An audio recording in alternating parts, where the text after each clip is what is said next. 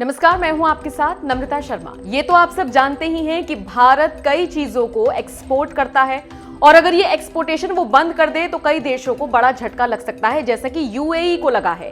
खबर ये मिल रही है कि भारत ने गेहूं के निर्यात पर फिलहाल प्रतिबंध लगा दिया है, जिसके बाद यूएई परेशान हो गया है क्योंकि वहां पर पहले से ही इसकी कमी चल रही थी और अब भारत ने भी प्रतिबंध लगा दिया है तो वहां पर इसके रेट बढ़ने की बहुत ज्यादा उम्मीदें हैं। कहा यह जा रहा है कि यूएई को अब दूसरे देशों से महंगे दामों में इस गेहूं को खरीदना होगा।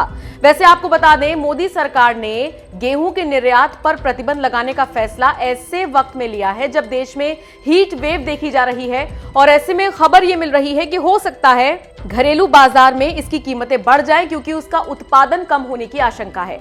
अब चूंकि कम उत्पादन होगा तो जो बिक्री होगी वो जाहिर तौर पर महंगी होगी और अगर ऐसे में सरकार इसको निर्यात कर दे तो फिर तो आप समझ ही सकते हैं कि भारत का क्या हाल होगा। और गेहूं जिससे कि आटा बनता है वो मूलभूत सुविधा है हर किसी के लिए, चाहे भारत हो चाहे कोई भी देश हो।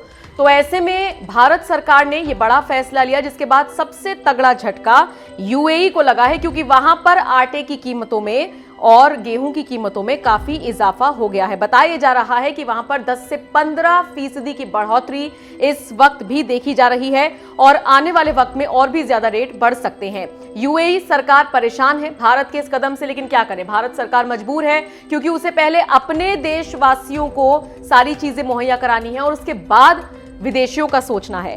अल आदिल ट्रेडिंग के अध्यक्ष और प्रबंध निदेशक डॉक्टर धनंजय दातार ने यूएई के एक प्रमुख अखबार से बातचीत की जिसमें उन्होंने इस बात का पूरा जिक्र किया। उन्होंने कहा जो युद्ध चल रहा है रूस और यूक्रेन, उसकी वजह से वैश्विक बाजार में गेहूं नहीं आ रहा है। भारत ने गेहूं पर प्रतिबंध लगा दिया है जिसको लेकर उन्होंने कहा कि भारत सरकार ने महसूस किया कि बहुत मांग है और देश में गेहूं की कमी हो सकती है, नतीजा कीमतें बढ़ सकती हैं, इसलिए उन्होंने निर्यात पर प्रतिबंध लगा दिया है। इसके आगे दातार ने कहा, भारत ने आश्वासन दिया है कि प्रतिबंध के बावजूद वो यूएई और सऊदी अरब को गेहूं की आपूर्ति करेगा, लेकिन अभी तक किसी व्यापार समझौते को मंजूरी नहीं दी गई है। मुझे 3-4 महीने पहले पता चला कि गेहूं पर प्रतिबंध हो सकता है, इसलिए हमने सुनिश्चित किया कि हमारे पास अगले 8 से 9 महीनों के लिए गेहूं का पर्याप्त भंडार हो। दूसरी तरफ पीयूष गोयल ने इकोनॉमिक फोरम में कहा है कि जो सरकारें भारत सरकार से गेहूं के लिए अनुरोध करेंगी वहां खाद्य सुरक्षा सुनिश्चित करने के लिए सरकार गेहूं उपलब्ध कराएगी। भारत सरकार आश्वासन दे रही है लेकिन मुहैया करा देगी अपने देशवासियों को ताक पर रखकर, ये अभी कहा नहीं जा सकता है। जाहिर तौर पर भारत सरकार की पहली प्रायोरिटी देश के लोग हैं और उसके बाद बाकी देश के लोग।